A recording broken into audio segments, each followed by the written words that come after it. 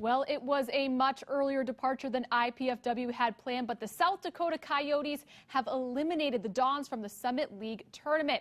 News Channel 15 sports director Glenn Marini has spent the day in Sioux Falls with the team. He joins us live with highlights, post-game reaction, and everything you need to know about the Macedon seasons. Glenn? Jessica, expectations were certainly high for this IPFW men's program heading into the season. After narrowly missing out on the program's first NCAA tournament berth last year here in Sioux Falls, the Dons were picked as the preseason favorite to win this conference. After stumbling out of the gate in conference play, the Dons heated up the second half of the conference season, winning 8 of their last 10 heading into this tournament. But that hot streak did not continue tonight here in Sioux Falls as the Dons fell in the first round to South Dakota.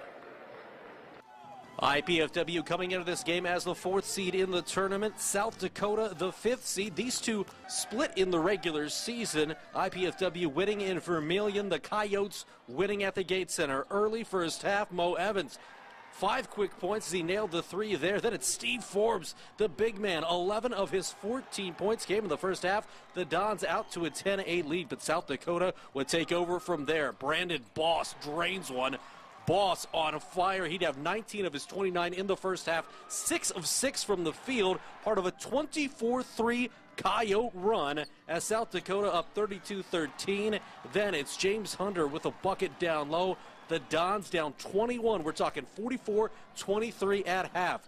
Second half, Joe Edwards, the senior, nails the 3. He had a team-high 16 points, and IPFW chipping away. Joe Reed with the putback and one. It's now a 9-point game with about 12 minutes to go.